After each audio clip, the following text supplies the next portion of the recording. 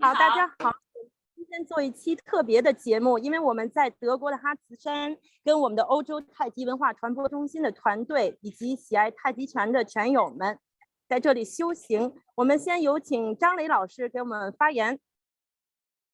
大家好，我是欧洲太极文化传播中心的秘书长张磊。今天借毛老师讲座的这个机会呢，给大家汇报一下我们欧洲太极文化传播中心第1届于式功法禅修班在德国哈茨山大峡谷正式开营了。这次呢，我们禅修班一共是7天6晚，有来自新西兰、法国、德国、比利时一共19位学员，一同跟着于老师呢学习太极拳、道家内功心法、坐禅、站桩。今天早上起来我们就在这个哈茨山大峡谷我们是在峡谷之间，有河流，有森林，2.5亿年的这个森林磁场非常大的一个地方打太极拳，也周围很多的老外德国人走进进出出看到我们修行练功都很好奇，觉得我们就这一站，这个队形一摆，于老师这个中国话一讲，就是在向欧洲和全世界的朋友们传播中国的传统文化。学了一上午的都特别开心。中午呢，知道毛老师要开讲座，所有的学员委托我代表我们禅修班的19位同学，首先给大家问好，也欢迎下次我们再开禅修班的时候，无论是在德国、法国还是在中国，希望我们的好朋友、喜欢太极拳的朋友、喜欢中国传统文化的朋友都来报名，我们像一家人一样一起欢聚一堂，一起学习，一起进步。同时在这儿呢，我也预祝今天毛老师的讲座顺利成功。好，谢谢张磊老师，谢谢。那我们团队就借助大自然的力量，把这份氧气和能量都传递给大家。那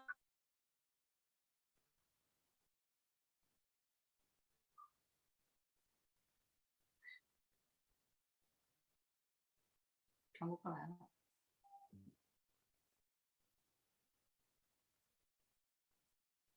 世界顶级的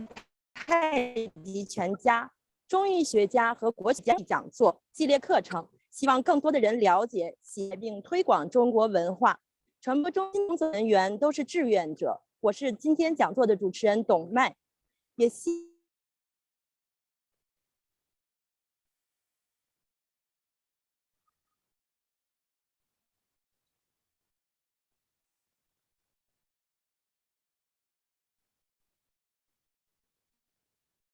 对新冠后遗症以及疫苗对身体的副作用，让大家在家里就可以自我保健治疗。毛征宇老师，师承世界名医奖获得者，著名导引暗桥传承人傅勤曾教授，是傅老先生的遗孀，他尽得傅勤曾教授的真传。傅勤曾教授医术高超，长期为多名国家领导人进行医疗保健治疗。马老师医德高尚，医术精湛，远程治疗了世界各地无数的疑难杂症、急重症，救人于难。能够请到毛老师开办讲座，是我们传播中心莫大的荣幸，也是广大中医爱好者的福气。本次的讲座分为2部分，第一部分是毛征宇老师现场讲解，讲课期间如果您有任何的问题，可以在留言区留言。第2部分是互动环节，毛老师将现场回答现场观众朋友的问题，观众朋友可以自由发言。今天的讲座将会被制成回放视频，在 YouTube 和齐黄网上回放。我们会把回放的链接发送到欧洲太极文化传播中心的7个群里。现在就请各位观众将话筒静音，我们开始今天的讲座。好，把时间交给毛老师。毛老师，您可以开始了。好，谢谢董麦老师的那个主持真的祝贺你们就是那个修行有一个很好的一个进步就是呢大家好我是导引暗桥的传承人毛征宇。所以在这里呢，还是要感谢欧洲太极文化传播中心的于家健先生的邀请感谢两位仙女们的主持，很荣幸呢是来到这个欧洲太极文化传播中心的一周一太极，给大家呢带来呢就是新冠后遗症的公益讲座的第3讲哈，就是讲那个咳嗽。那么第一部分呢，我还是给大家简介一下导引暗桥哈。今天简介呢，就是简介一下呢，就是导引暗桥的这些代表人物哈。代表人物其实在历史还是有很多的，我就不一一介绍哈。那么就是说今天呢，我是着重介绍一下好先生傅勤曾先生，他呢是生于1939年啊，那么就是到2014年哈。他们这个导引暗桥呢，它是家传的，在民间哈家传，那么呢祖祖辈辈哈就是传长子长孙，那么呢就不传外不传女。傅勤曾先生家里呢就是其实什么都看啊，他是就是其他4种方法都看的哈。就是在傅勤曾先生大概是8岁那一年哈，就是由于爷爷在看病的时候跟别人导引暗桥的时候，就那边有个急症来了，然后呢正好呢傅勤曾先生呢就在旁边哈，那么就在旁边呢他就说你来帮我看吧，他就去抢救其他的病人去了，急救别人的病人。那么就是等他一过来呢，那病人就说，哎，不错啊，这孩子啊，8岁的他呢就是这样急急匆匆的就开始学习导引暗桥了啊，也学习那些中医其他的一种技法哈方法。那么就是从此以后呢，他就是专门就学习就是中医了，在家里学习了哈，终于开始了。那么呢就是其实他们家里呢，就是父辈啊，他父辈那一代呢，还真没有被传上，因为有了这个孙子的传啊。就是到后来呢，就是在60年代，他向农村的下放哈，那时候大下放的时候呢，他也在农村里哈，在农村里呢，跟那些就是他在那里练功的时候，就遇到一个道家的师傅哈。那么道家的师傅呢，他也会导引暗桥。那么这时候呢，就是正好遇上了他，2个人练功的时候遇上了，真是巧遇哈。都说呢是师傅呢是找徒弟啊，这样就是说又找到了他，然后呢他们就是在一起呢，就是互相交流、互相学习了哈，就是那么使傅勤曾先生的导引暗桥呢，就达到了一个炉火纯青的这样的一个高度了哈。那么就是说后来呢，就遇到了卫生部长哈。崔月离先生啊，那么呢，他后来呢，就在崔月离先生的那个领导之下呢，就跟是那个领导哈，就是国家的领导们来看病。那么呢，其中呢就有那个彭征委员长哈，还有就是王舍道那个等国家领导人啊，还有一些名人哈，一起看病，所以呢，就是成为了比较一代名医吧。他呢就是在傅勤曾大夫呢在中国中医研究院哈基础理论研究所呢当过客座的研究员，专门研究呢经络以及呢病理，任中华气功学院的副院长。在那个时候呢，他专门的就是讲那个中医的理论啊，以及呢导引暗桥。他呢也曾在那个世界气功医学学会的副主席哈，还有就是呢在北京崔月离传统医学学院呢，也是学院的研究中心呢当研究员哈，还有等等等等。所以呢，我就跟他简介了一下哈。那么呢，就是说他由于有了这个导引暗桥吧，就是在05年的时候哈，就是李启端老师，就是德国的李启端老师呢，就把他邀请到了那个德国哈，讲学啊，就讲导引暗桥，从此呢，就是导引暗桥呢就走出了国门啊，就07年啊，06年、07年开始呢，就到了柏林开了学堂啊，学习就有很多的德国的学生哈，就是一期开下去了。那么呢，一直最后一期呢是在13年，因为他14年就过去了。那么呢，从此以后德国呢也出了很多的那个导引暗桥的医生哈。那么就是祖国的那个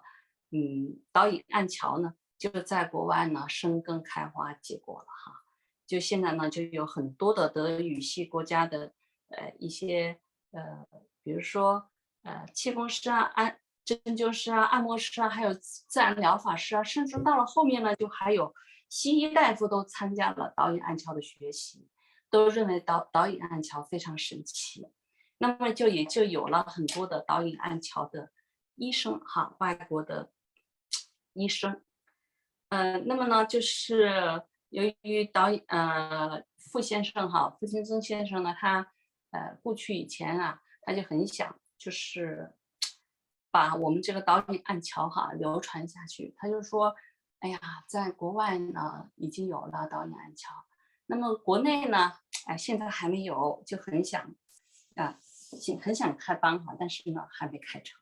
但是后来呢，还是我们在这几年呢，还是陆陆续续开了班哈。那么就是应该是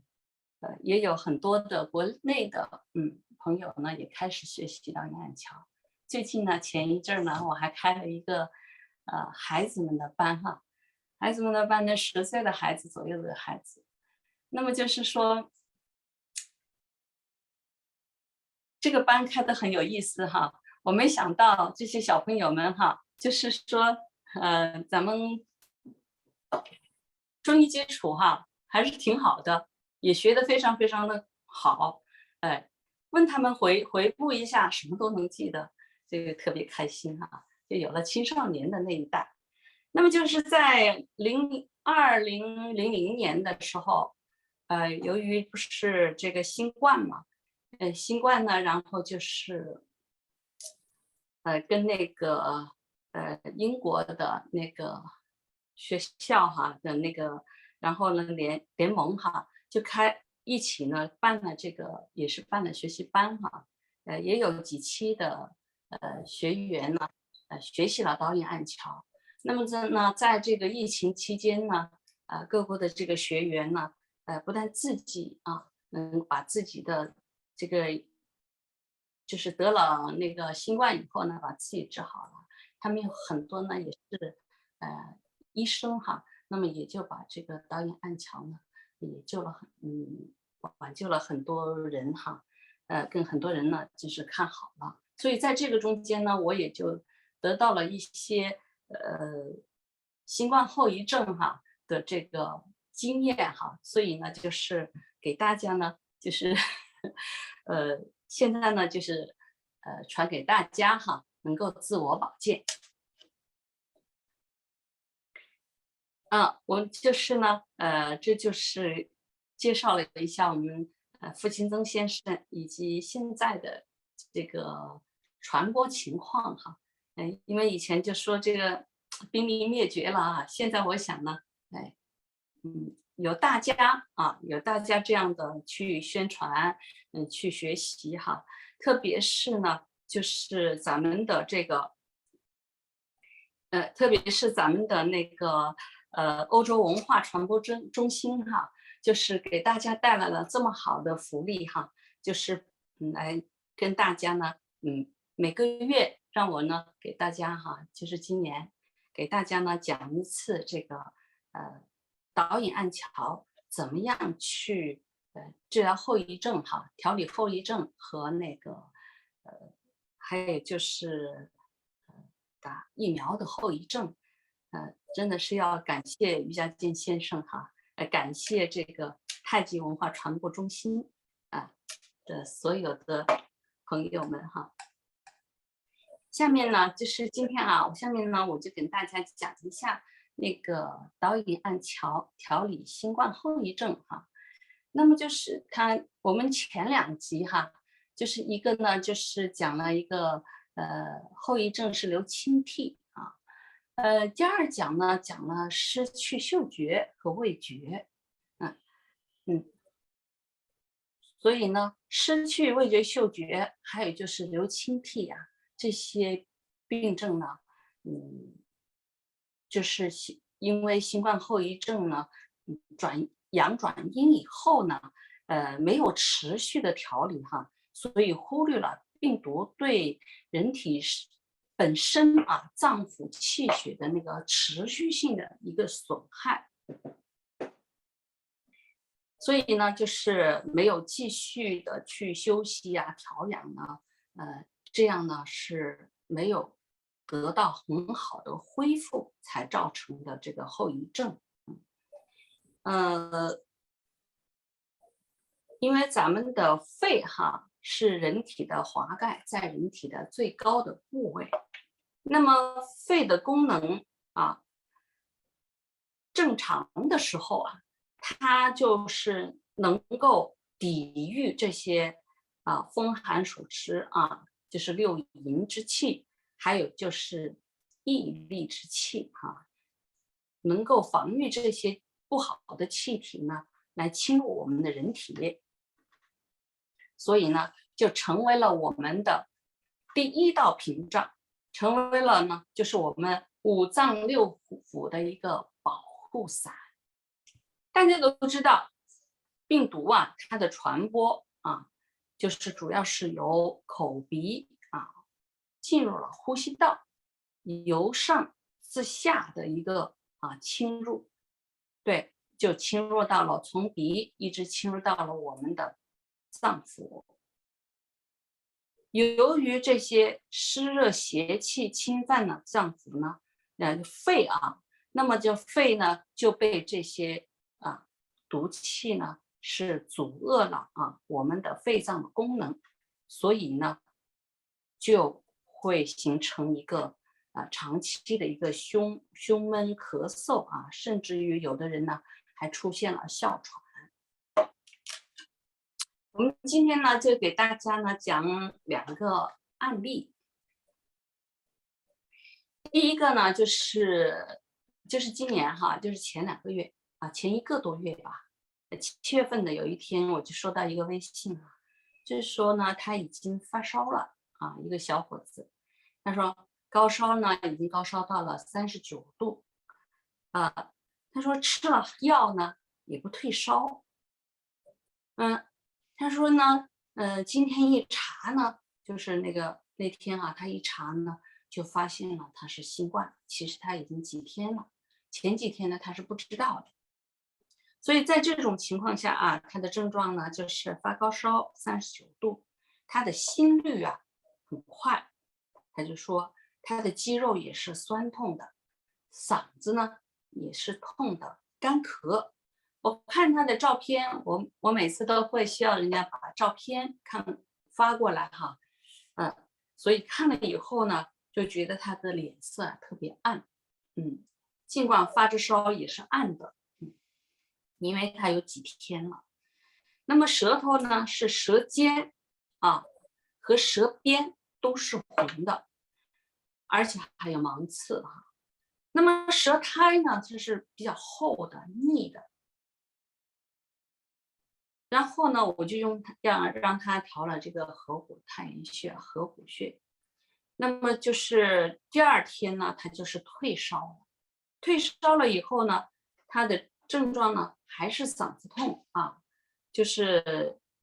这时候呢他就是很少咳，但是一咳起来他自己就说好像要把肺都要咳出来一样的就是这种的感觉。所以呢他呢就是我也让他呢，就是调理哈，就是主要让他调理退烧，然后让他呢就是转阴了，就是第5天的时候，就是阳转阴了。其实应该是更早一点点，他自己没注意，我就催他，我说你看看你的那个转阴了没有？他这时候呢才想起，啊，就查了一下，就已经转阴了。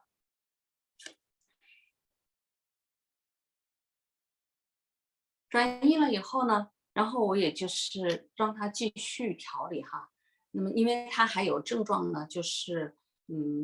还是有点咳，他是呢睡前咳得厉害，白天呢就是偶尔咳了。他自己可能想呢，哎，我就差不多了。然后由于病人比较多哈，所以呢我就没有去关注他。我以为因为年轻嘛，他年轻，然后呢他呢以为就是新冠转阴以后呢，也就是万事大吉了哈，他就没管这个事儿了。结果呢，1周后，他就是突然呢就觉得越咳越厉害了哈。1周后，你看咱们的公益讲座哈，就是就是非常的好哈。他就是看了这个讲座，才知道呢，就是这个欧洲太极的讲座，他才知道哦。这个还有后遗症啊。他说你看了呢，他就知道了，就觉得自己咳得那么厉害，咳得那么的厉害，应该就是后遗症了。然后又跟我咨询啊，这个时候呢，他呢就是干咳，咳了以后呢，他说是咳的时候没痰，那么咳了以后呢，他就有黄的黏的痰啊，就是所以呢，他就说呢，我还要咨询调理。那么他的病症是什么呢？他的病症呢，可能是温邪犯肺哈，属于温邪犯肺的这个病症。所以呢，肺的胃表功能呢就受到了阻碍，所以呢，他的肺的那个宣降功能哈，宣发的功能呢就受到阻碍。所以这个时候呢，它一遇在一起呢，它就会引起长久的咳嗽哈，就是因为他后来也没怎么调啊，也没有吃药什么的哈，所以就是病情就发展了。所以他的舌尖呢是红的，这个时候舌尖是红的，整个的苔呢原来是白色的厚苔呢，后来已经没有了哈，淡淡的了。那么后来呢，就是病情一发展呢，就变成了黄厚的苔就比较厚了，就转成是比较热了哈，所以后来呢，就给他的方子呢。就是主方呢就是列缺列缺30分钟，太渊呢30分钟然后呢它的配方就是合谷太渊，所以就是这2个组方，基本上就是还有其他的中间还有一点小的调整。那么呢就是说他继续调理以后呢，就慢慢就好。然后呢，后来我也就是回访了一下，他说没事了，挺好的了。因为小伙子他也好得快。就是我们讲第2个案例讲第2个案例了。这个案例呢，就是这次上一次第一期国外的这个讲学的一个学生，他的一个案例，他转给我的一个案例。他呢，就是说是他朋友的一个妈妈，是在他那里看诊呢，看了几天但是他是有70多岁了，他是21年10月份得的新冠得了新冠以后转阴就一直就是喉咙痒、干咳。咳后有痰，也是咳后有痰，咳的时候是干咳的。他说呢，就是说，没有一个什么时间性，说咳就咳了啊。睡的晚上睡到2-3个小时呢，就会咳醒，也是特别的啊。它是随时随地都可以咳起来啊，咳的也是撕心裂肺的啊。但是它呢有病史呢，就是老是花粉症哈，花粉过敏，一般呢是在夏天复发。他说干咳的那个症状呢，就很像他花粉过敏，但是比花粉过敏呢咳得更厉害啊。他呢，所以他就在咳嗽的这个期间呢，他就吃了抗过敏的药啊，好像呢就好一点了。然后呢，当他停药以后，又复发了，复咳啊，停药就复咳，也是一直咳嗽。后来呢，他又吃了什么化湿排毒的汤啊，就是中药，他说也是没有效的。所以他呢就是你看是21年10月份得的新冠哈，就一直咳到什么时候呢？一直咳到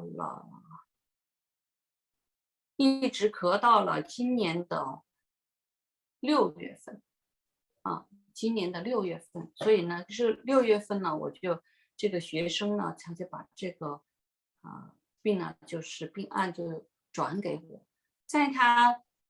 转给我的时候哈，就是他呢就是舌苔啊，我看了他前几天的那个照片哈，就是这个学生呢，他也教了他合谷太渊调理咳嗽，但是呢有效果呢，所以他就说给我看看。我一看呢，他的舌苔哈，舌头是白的，有裂纹，就是舌头底上也白，那么也有很多齿痕啊，很干，上面有很厚的白苔，所以他给他清合谷清热宣肺气还是有效果的。我看了他的那个2天以后的照片呢，舌头就已经是他的原来的舌头底子的颜色就出来了，是红的是红的。那么苔呢，已经就是那个厚厚的附着在上面的白苔呢，已经就是说就是很少了是。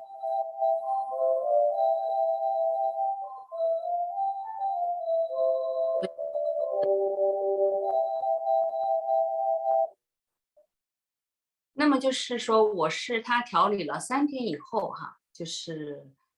转到我这儿的，因为呢，他的这个症状就是那个湿热阻肺的这种症状因为他时间太长了，太长了。那么就是就是吴鞠通也说了肺病湿则气不化。所以呢，他这个就是湿犯太阴就是侵犯了我们的肺以后呢，胃受邪呢，宣降都失调了。所以呢，特别是由于这个人他又是一个病程比较长的，又有这种花粉过敏的这个就是这个基础病所以呢，他就形成了阻肺，那咳起来哈的那个它就有胸闷就是咳嗽呢，它是痰被练起来了就是咳的时候不出痰，就是咳完以后呢，它那个痰呢就是阻在这个喉咙里出也出不来，进也进不去，是这样的一种状态是很是痛苦。然后我看了他的那个照片脸上也是灰暗的，就是比较病程太长了就是没有精神，整个脸那个肌肉什么都是往下垂的。那么还有就是呢，他的那个眼袋哈，眼袋非常的大湿啊，眼睑是肿的啊。那么就是，所以呢，我就跟他开了方呢，就是合谷啊30分钟，列缺30分钟。也是它的配方呢，也是合谷、太渊各30分钟啊，就慢慢跟他就这样调着。这是主方哈，但是呢，中间也是有些许的调整，因为他咳得那么厉害，那么长的时间。我为什么要就是说这个合谷穴哈，就是这个跟他的合谷穴呢，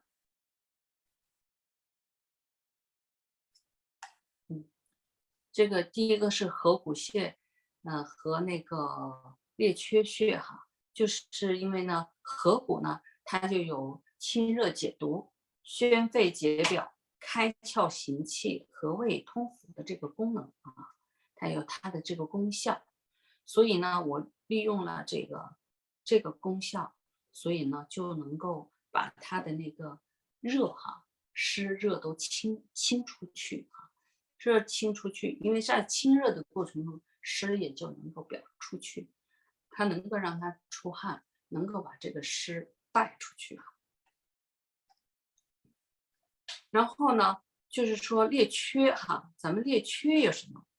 列缺呢是属于手太阴肺经的哈络穴，那么从手太阴肺经络穴啊到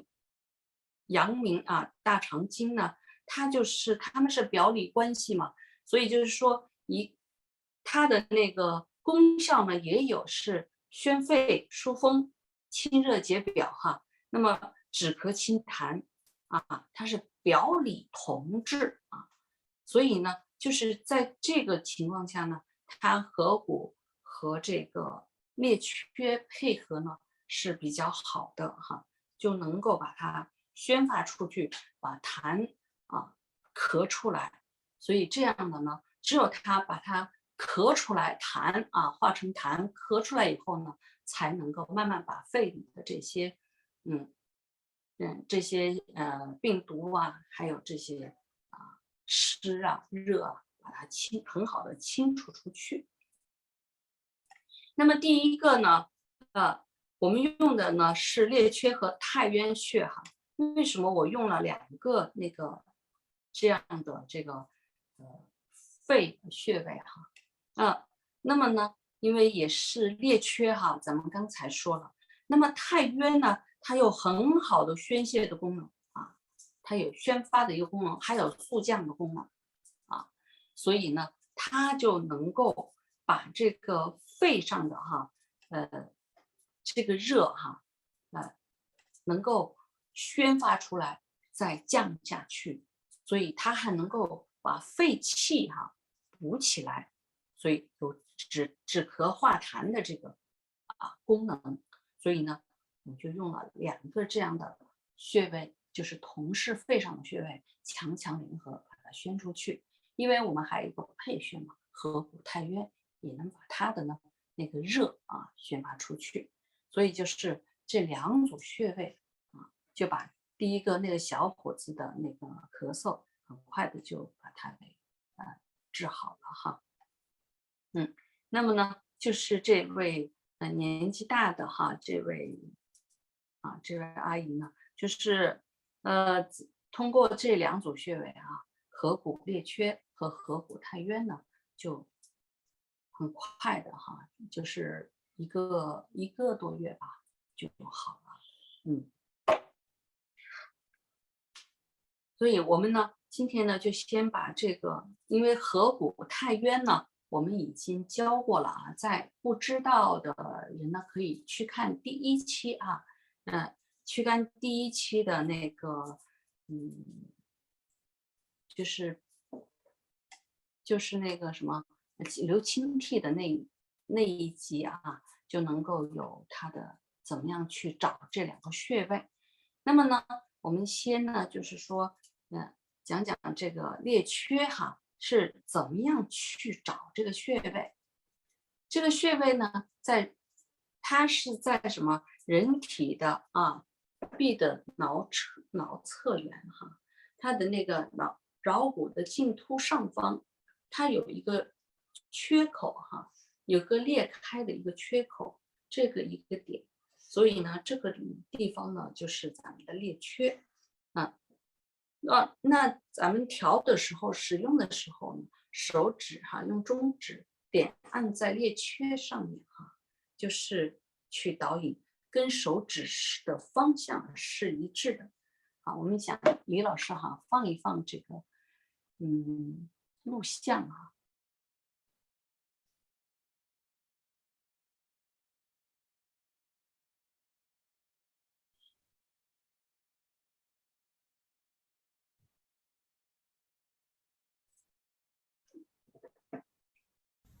咦，裂缺穴在我们的桡骨茎突上，桡骨茎突有一高点，在这个地方往后有一小小的裂缝，高点有一小小的裂缝，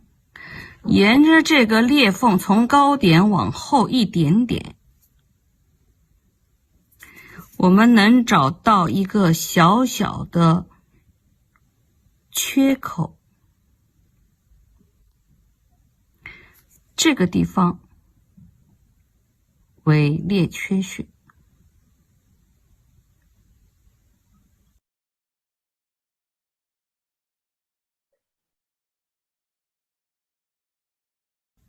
咦，裂缺穴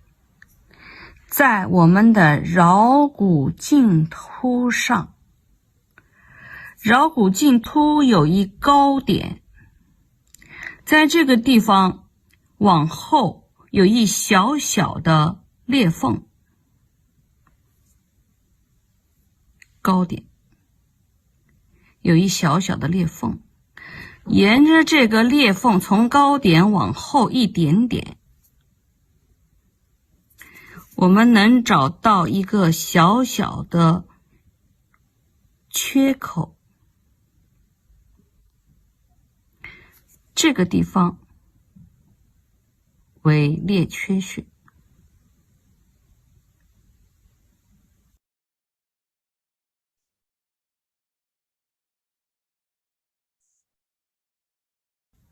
咦，裂缺穴在我们的桡骨茎突上，桡骨茎突有一高点，在这个地方往后有一小小的裂缝，高点有一小小的裂缝，沿着这个裂缝从高点往后一点点，我们能找到一个小小的缺口，这个地方为裂缺穴。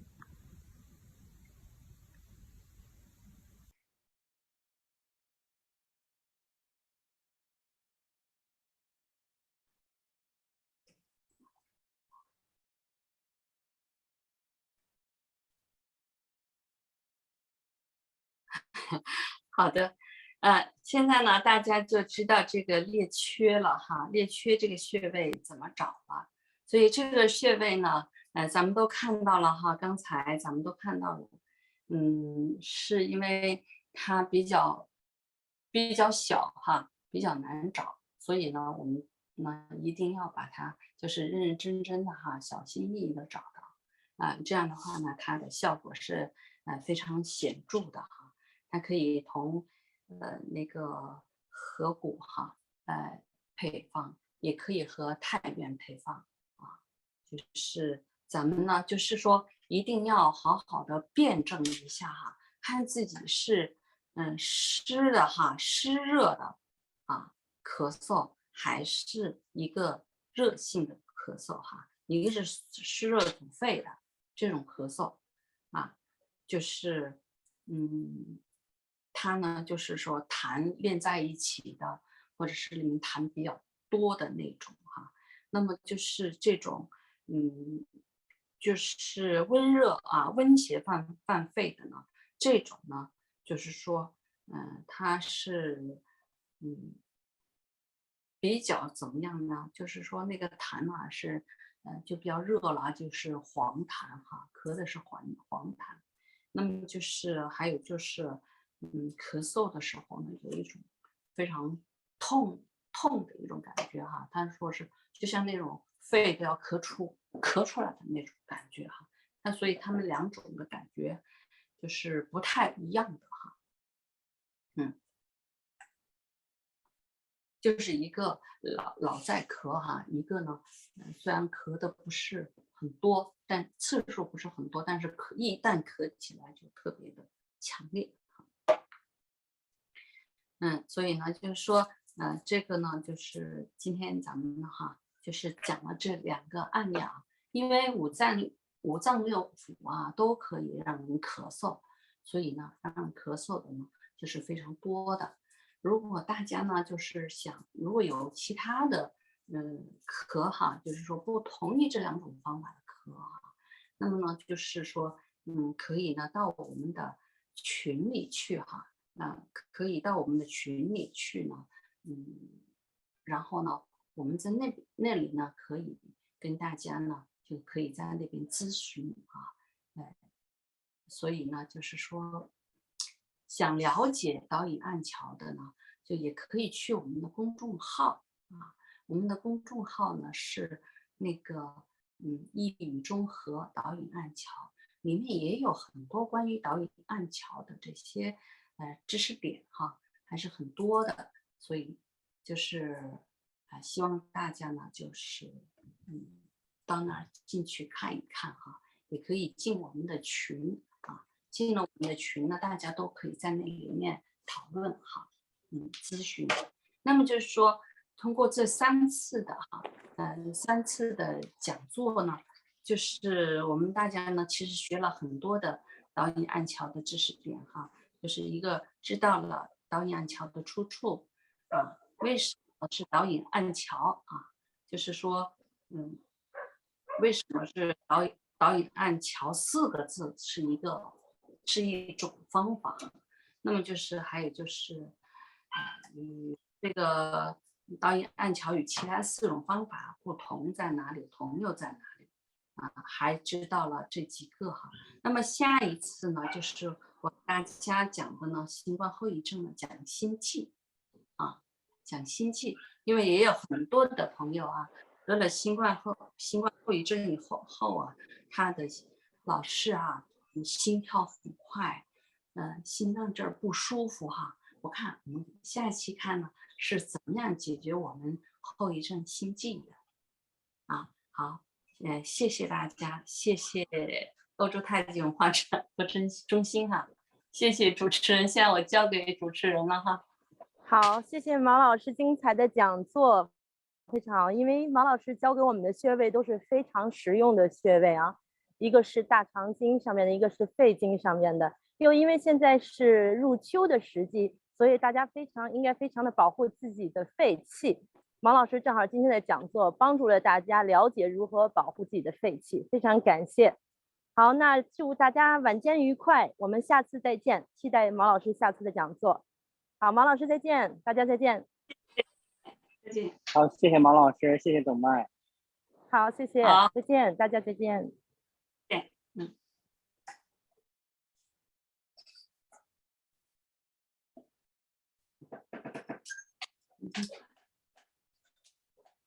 写了好久，写了半个小时没有，大概就是半个小时还不到。